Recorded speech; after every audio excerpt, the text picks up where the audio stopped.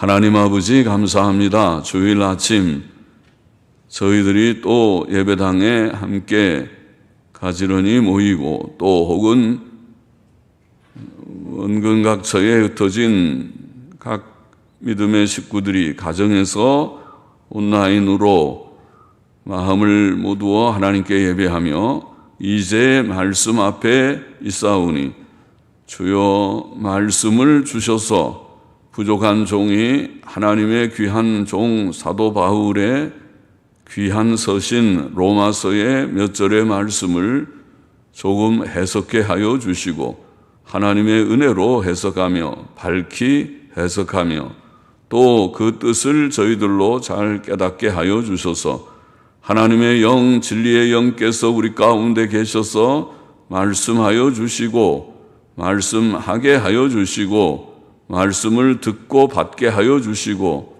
다 유익이 되게 하여 주시고 은혜가 되게 하여 주시고 복이 되게 하여 주시기를 소원하며 예수 그리스도의 이름으로 기도합나이다. 아멘. 아멘. 자, 로마서 3장 19절부터 31절 말씀 같이 좀 보십시다. 칭의의 방법, 중요한 복음의 중요한 골자를 증거하는 부분이지요. 19절 20절 다시 보십시다. 우리가 알거니와 무릇 율법이 말하는 바는 율법 아래 있는 자들에게 말하는 것이니 이는 모든 입을 막고 온 세상으로 하나님의 심판 아래 있게 하려 함이니라. 그러므로 율법의 행위로 그의 앞에 의롭다 하심을 얻을 육체가 없나니 율법으로는 죄를 깨달음이니라. 자, 사람은 율법을 통해 의롭다 하심을 얻지 못한다는 것입니다. 율법을 통해서는 의롭다 하심을 얻지 못한다. 율법의 역할은 모든 사람들로 하여금 자신들의 죄악됨을 깨닫게 하여 온 세상으로 하나님의 심판 아래 있게 하는 데 있습니다. 모든 사람은 하나님의 율법 앞에서 죄인으로 판정되므로 하나님 앞에서 항변할 말이 없습니다. 율법을 다 지켜 의롭다 하심을 얻을 사람은 세상에 아무도 없습니다. 한 사람도 없습니다. 21절 보십시다. 이제는 율법 외에 하나님의 한 의가 나타났으니, 자, 하나님의 의는 율법을 지켜야 의가 되는 것이었는데 율법으로는 의를 이룰 자가 아무도 없다고 앞에서 말씀했기 때문에 율법 외에라는 말은 율법과 별개로, 율법과 관계없이 율법과 별개로 좀 하면 어떨지, 율법과 별개로, 그러니까 율법 외에입니다.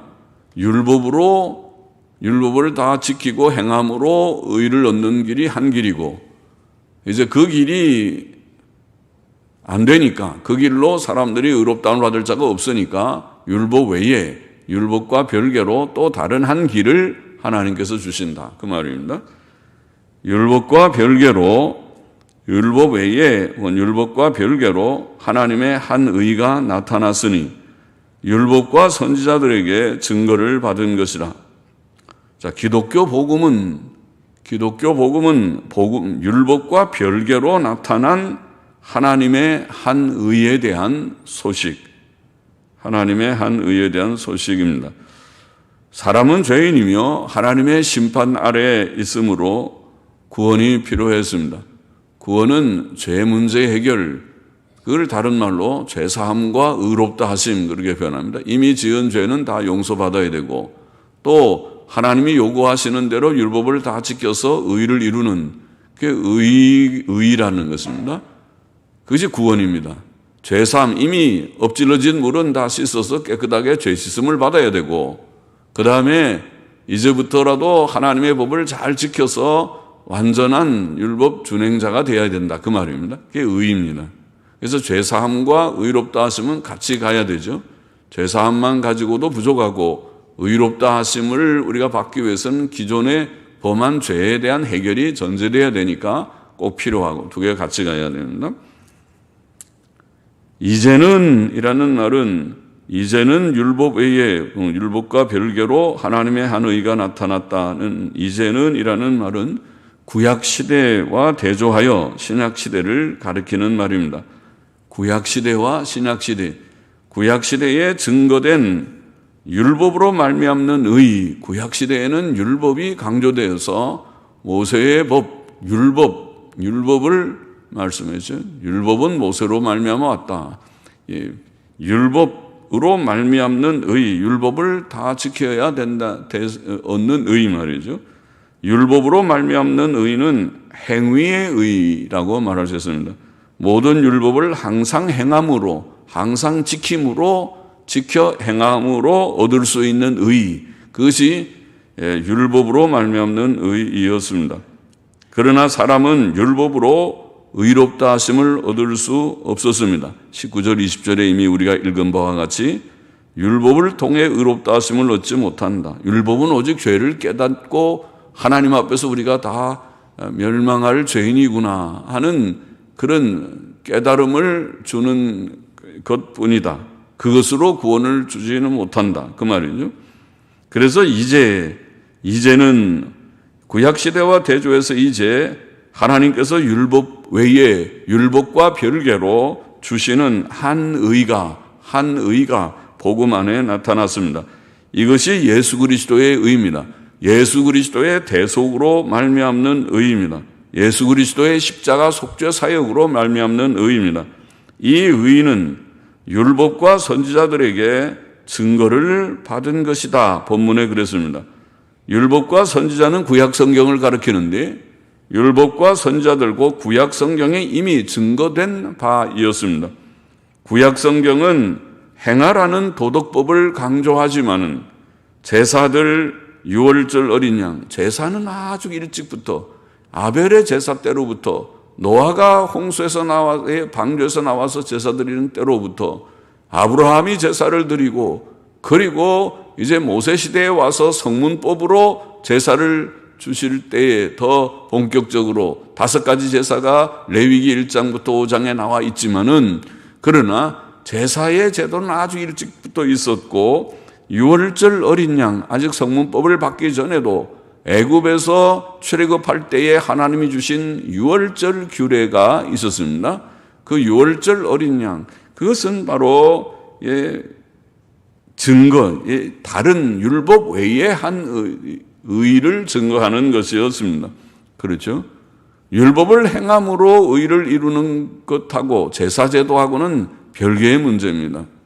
제사는 율법을 행하지 못했기 때문에 죄에 대해서 짐승의 피를 흘려서 죄 씻음을 주는 그런 규례였기 때문에 그렇습니다. 유월절 어린 양의 피를 흘려서 문 앞에 바르는 것도 이상한 그런 의미가 있었습니다. 성막제도도 마찬가지입니다. 그것은 곧 제사의 피를 흘리는 것이 그 성막제도의 중요한 부분이었습니다. 자, 이런 제사제도, 유월절 어린 양, 성막제도 등을 통해서 하나님의 긍휼과 은혜가 이미 증거되었다는 것입니다. 하나님께서 율법을 행함으로 우리를 구원하시는 것이 아니라 하나님의 율법 외에 율법과 별개로의 어떤 한 의를 하나님께서 이미 암시하시고 증거하셨다는 말씀입니다. 그 하나님의 긍휼, 그 은혜가 바로 중보자 예수 그리스도의 탄생과 십자가의 죽으심을 통해 이루어지고 증거될 것이었습니다. 구약 성경은 또 메시아의 속죄 사역으로 인한 의, 곧 율법 외에 한 의, 메시아로 말미암아 그의 십자가의 속죄 사역으로 말미암는 의를 직접 예언하기도 하였습니다.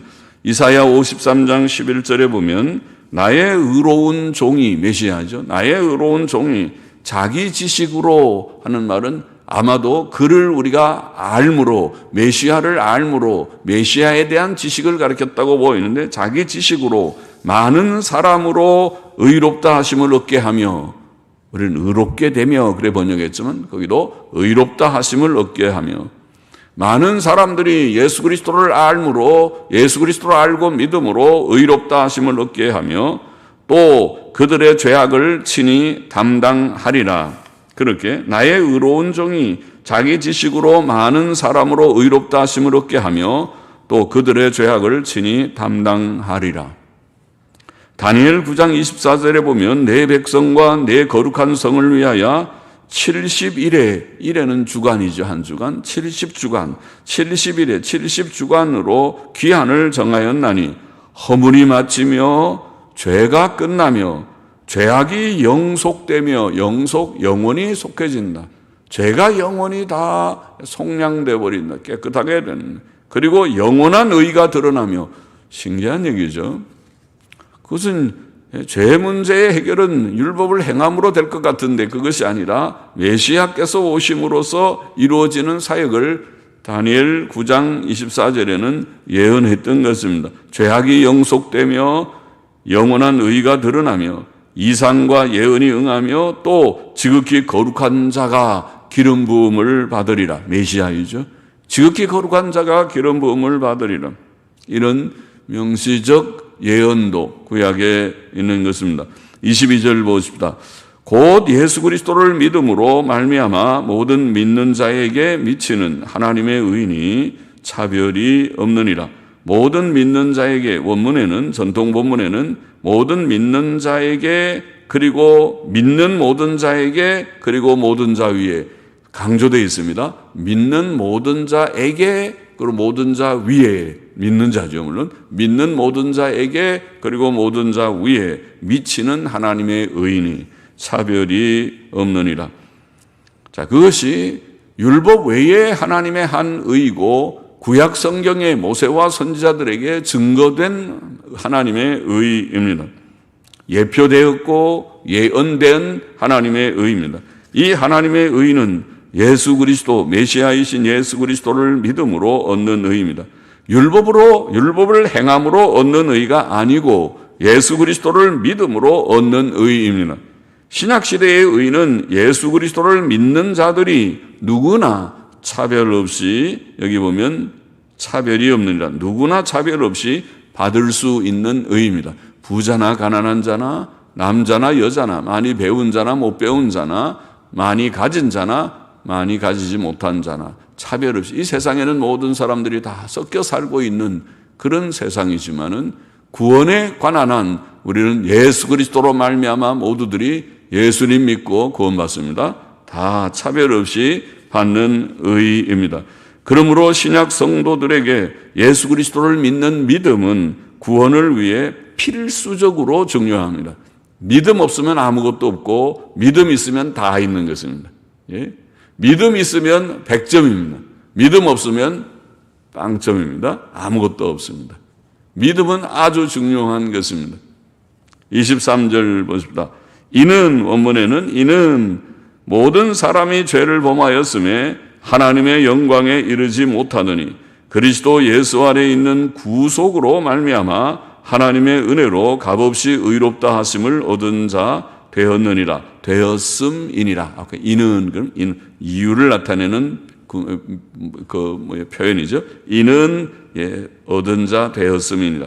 본문은 모든 믿는 자들이 방금 말한 차별 없이 의롭다 하심을 얻는 까닭을 말합니다. 그 까닭은 모든 사람이 죄를 범했고 하나님의 영광에 이르지 못했으나 그리스도 예수 안에 있는 구속으로 말미암아 죄인이 단지 그를 믿음으로 하나님의 은혜로 값없이 의롭다 하심을 얻었기 때문이라. 그렇게 말합니다.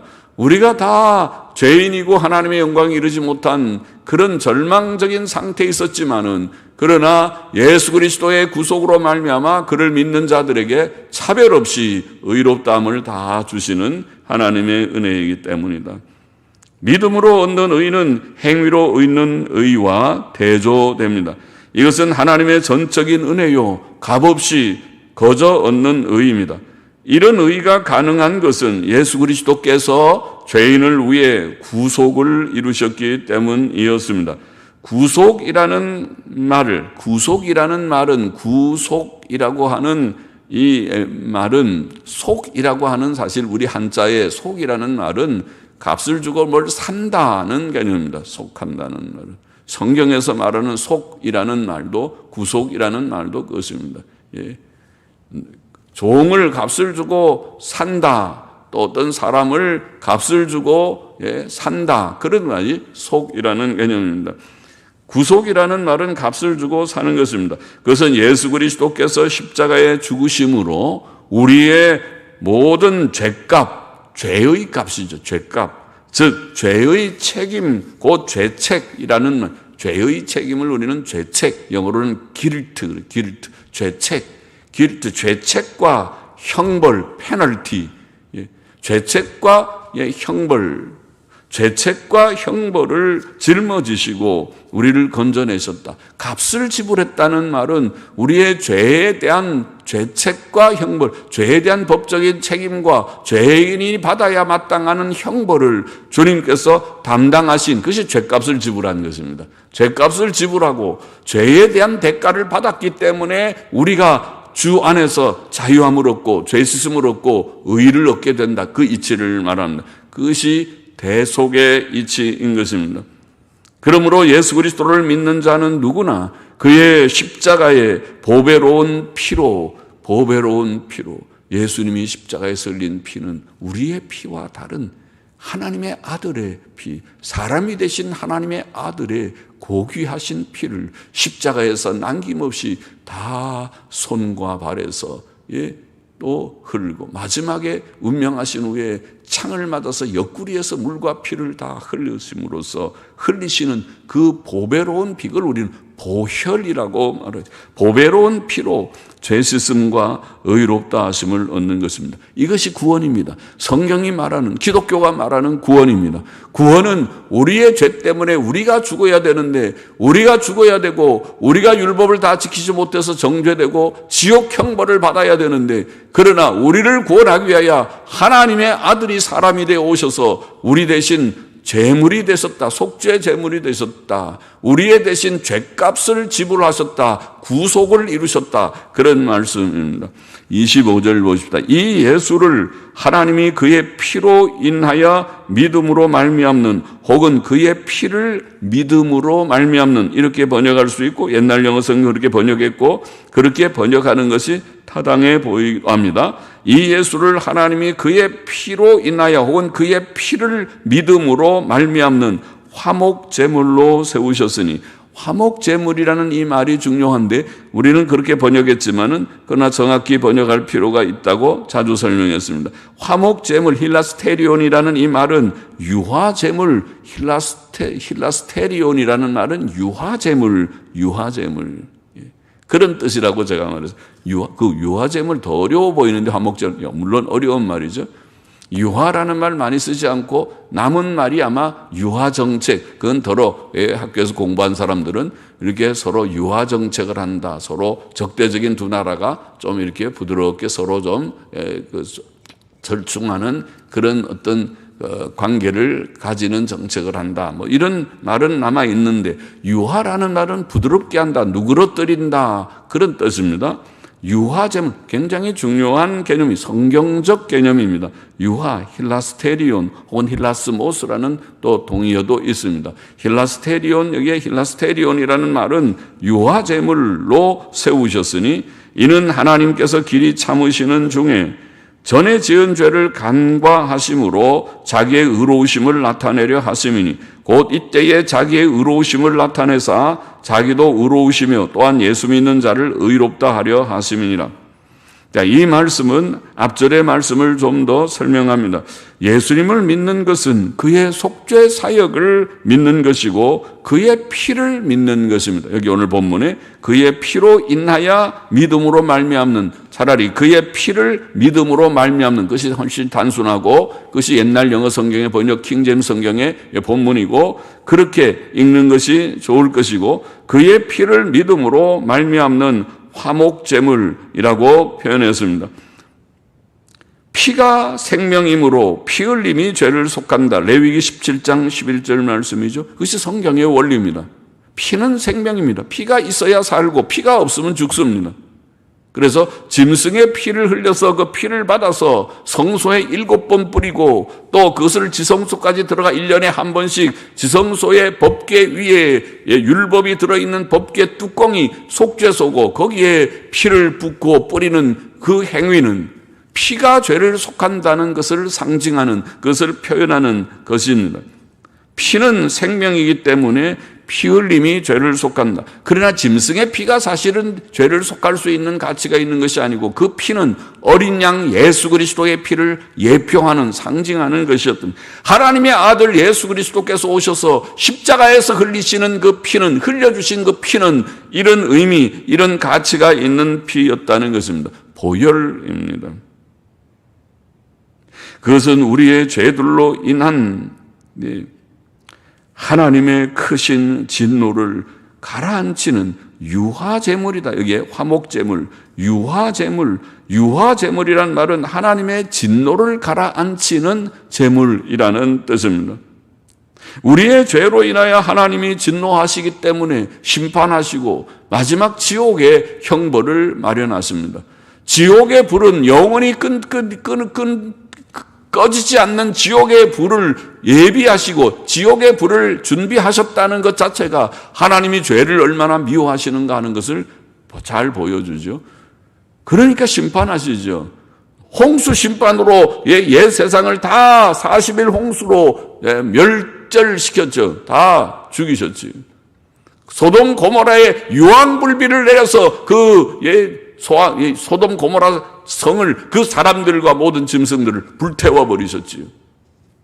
하나님이 죄에 대해서 얼마나 진노하시는가, 우리가 죄를 지으면 하나님이 얼마나 노하시는가, 인류가 얼마나 죄가 많았길래 오늘 코로나 재앙이 이렇게 오랫동안 지속되는 것인가. 하나님께서 하시는 두려운 일입니다. 죄에 대한 하나님의 진노가 크신데, 그런데 그 죄에 대한 하나님의 진노를 예수 그리스도 메시아께서 대신 죄의 죄책을 감당하심으로, 죄책과 죄의 형벌을 담당하심으로써 그 죄값을 지불하여 우리를 구원하실 뿐만 아니라 다른 말로 표현해서 유화제물이 되셨다. 하나님의 진노를 누그러뜨리는, 아버지 내가 저들을 위하여 죽사오니 대신 제물이 되오니 이제 아버지의 그 노여우심을, 아버지의 노한 감정을 이제는 가라앉히소서, 누그러뜨리소서. 그와 같은 그런 의미라는 것입니다. 그래서 예수 그리스도의 속죄로 말미암아 하나님의 진노가 가라앉아졌다. 이것이 속죄의 개념입니다. 성경적 속죄의 개념은 죄의 벌을 대신 담당한다는 기본적인 개념 속에서 죄값을 지불해서 우리를 죄의 사슬에서부터 건져낸다는 뜻도 있고, 하나님의 크신 진노를 누그러뜨린다는 뜻도 있다. 그것이 성경, 지금 여기 짧은 본문 안에 구속이라는 죄값을 지불한다는 말도 나오고, 화목제물, 유화제물이라는 그런 하나님의 진노를 가라앉힌다는 말씀도 나와 있습니다. 이것이 속죄의 의미입니다.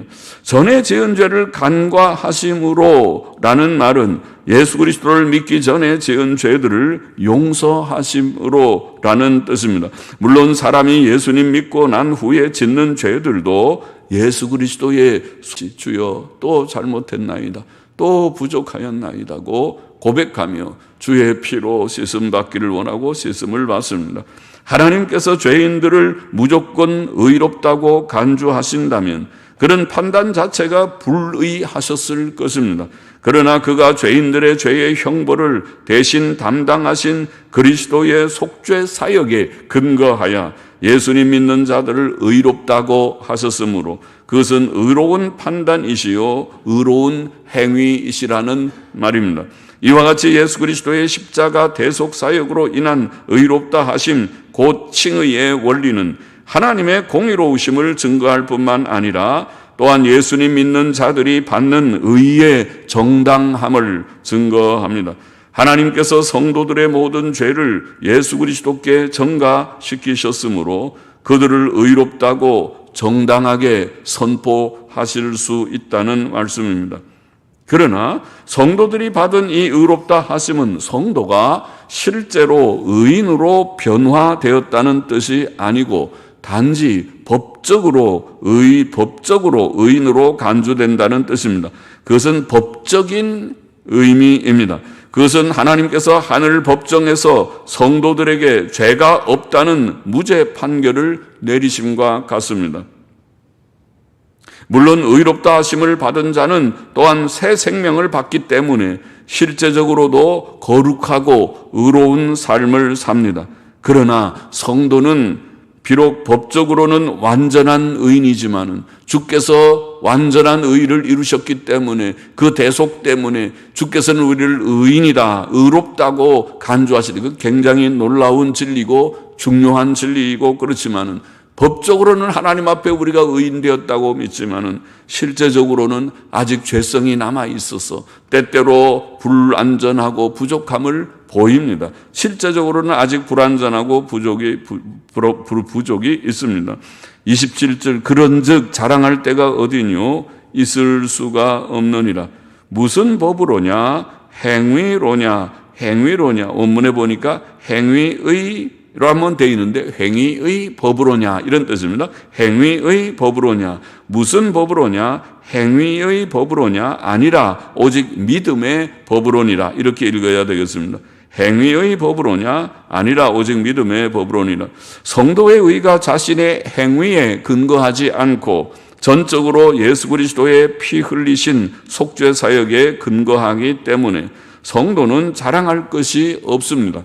율법과 별개로 나타난 의, 복음 안에 있는 나타난 의, 즉 예수 그리스도로 말미암는 의는 받는 사람 편에서 아무것도 자랑할 수 없는 의입니다. 왜냐하면 이 의는 사람들의 행위의 법으로 얻는 것이 아니고 단지 예수 그리스도께서 이루신 의를 믿음으로 얻는 것이기 때문입니다. 28절 보세요. 그러므로 사람이 의롭다 하심을 얻는 것은 율법의 행위에 있지 않고 여기서도 율법의 행위와 관계가 없고 혹은 율법의 행위와 별개의 일이며 이런 뜻입니다. 율법의 행위에 있지 않고 율법의 행위와 관계가 없고 믿음으로 되는 줄 우리가 인정하노라. 이 헬라어는 옛날 영어 성경은 결론을 내리노라 그렇게 되어 있고 근래의 영어 성경은 좀 더 약하게 그냥 간주하노라. 이 인정한다는 로기마조이라고 하는 이 헬라어는 그런 뜻이 다 있습니다.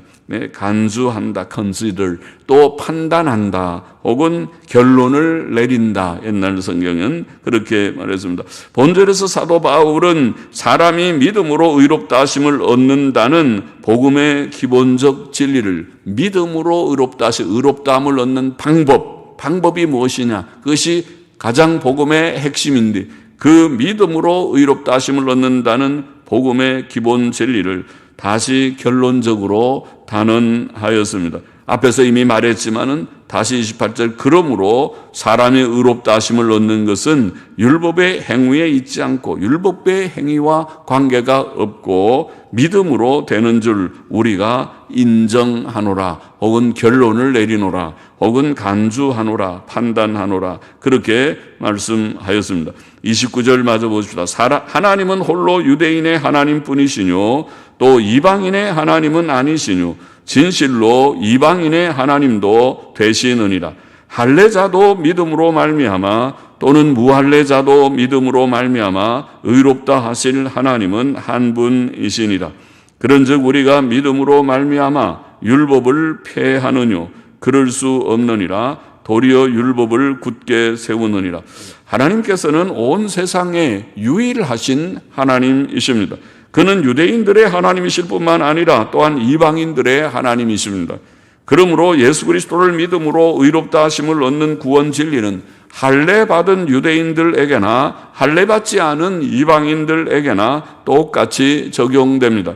이 구원 진리는 어느 시대나 어느 민족에게나 동일합니다. 그것은 오늘날에도 효력 있는 진리입니다.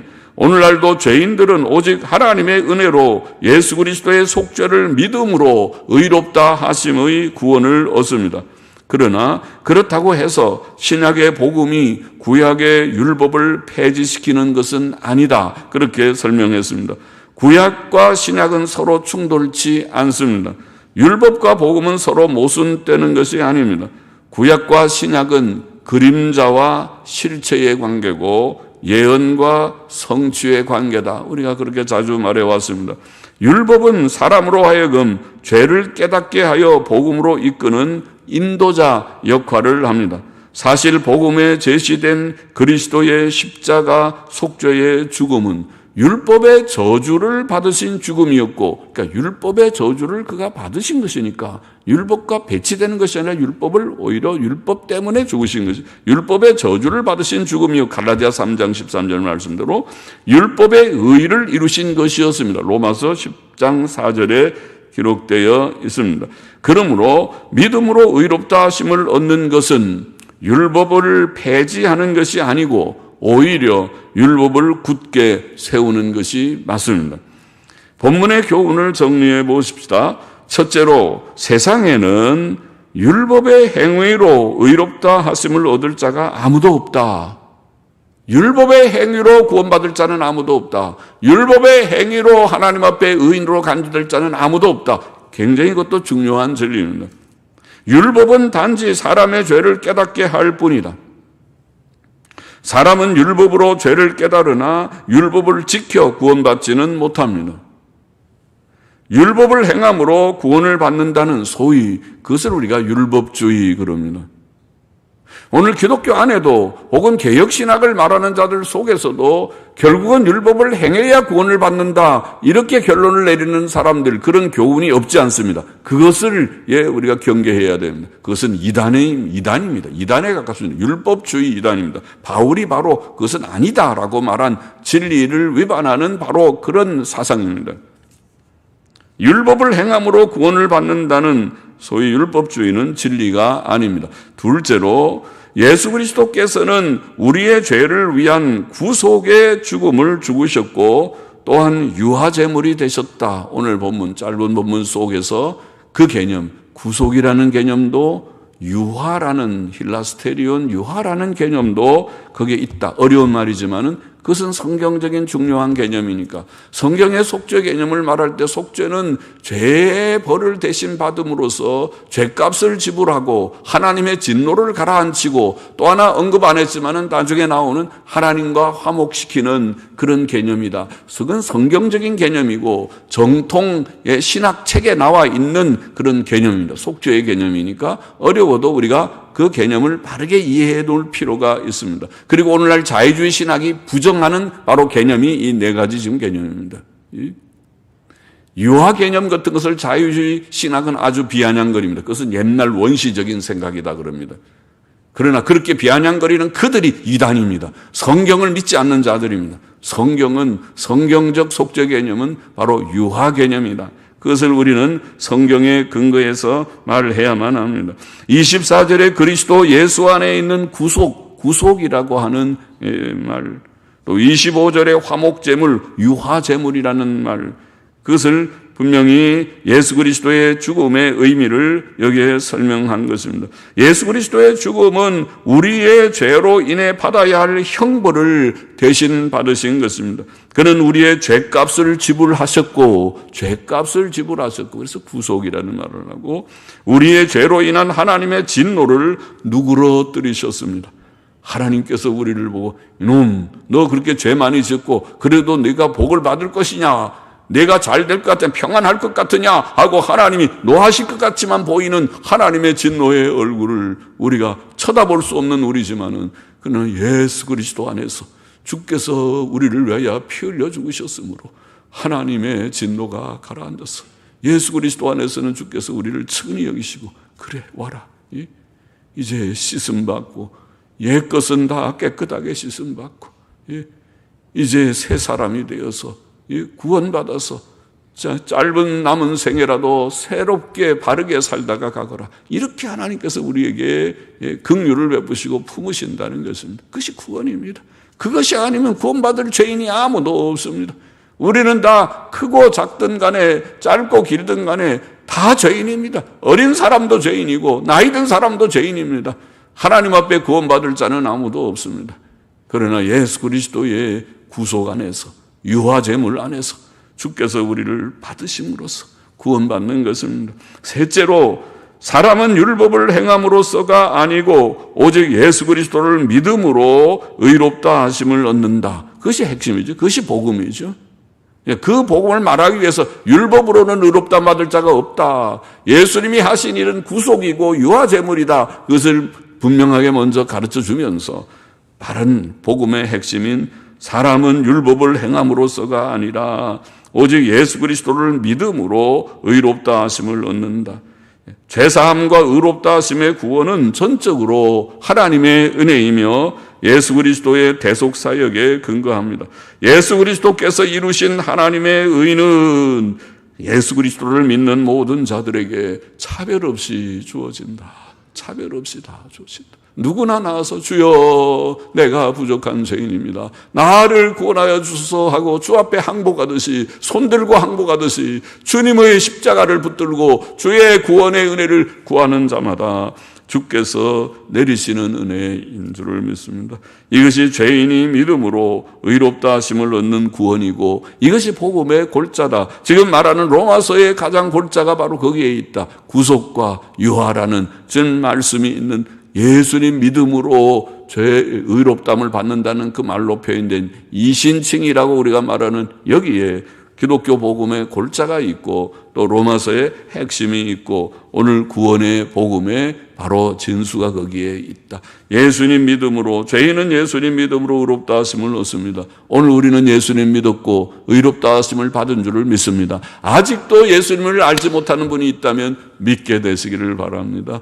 이 귀한 복음, 이 기쁜 복음을, 소식을 깨닫고 받게 되기를 바랍니다. 어떤 죄인이라도 예수님만 믿으면 죄 씻음 받고 새 삶을 이제 시작할 수 있다. 얼마나 귀하고 복된 그런 소식입니까? 주께서 이를 위하여 이 세상에 사람으로 오시고 십자가에 죽으셨다. 얼마나 귀하고 은혜로운 그런 소식입니까? 예수님 믿고 죄 씻음 받고 새 삶을 시작하는 하나님의 진노로부터 구원함을 받는 새 삶을 시작하는 모두들이 되기를 소원합니다. 기도하십시다. 하나님 아버지, 부족한 종의 이제도 이 본문을 해석하며 또 복음의 진리인 진수인 믿음으로 의롭다 하심을 받는 이치를 또 조금 묵상하며 증거케 하시니 감사합니다. 이 말씀 받은 자들, 이미 예수님 믿은 자들이 주님의 대부분인 줄 알지만은 믿은 자들은 이 진리를 바로 더 이해하고 믿음에 굳게 서고 하나님께 큰 감사와 영광을 돌리게 하시고, 혹 아직도 주를 알지 못하고 영접지 못한 자들이 있으면 이제라도 마음을 열고 예수님 믿음으로 죄 씻음 받고 의롭담을 받는 복을 받게 하여 주시고 새 삶을 살아서 죄와 결별하고 이제는 주의 길, 의의 길, 하나님의 나라를 바라보는 소망의 길, 의의 길 걷는 자들이 되고 새 삶을 사는, 인간다운 삶을 사는 모두들이 되게 하여 주시기를 소원합니다. 감사하며 예수 그리스도의 이름으로 기도하옵나이다.